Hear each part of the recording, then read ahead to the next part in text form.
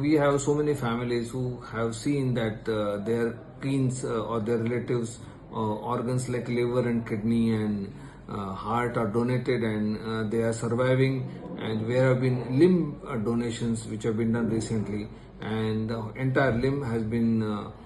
done as a replacement or what we call as a transplant.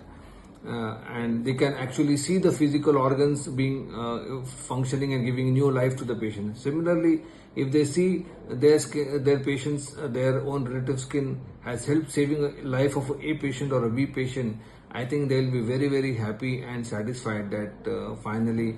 some person could get a life from the donation which they were ready to do for the patient.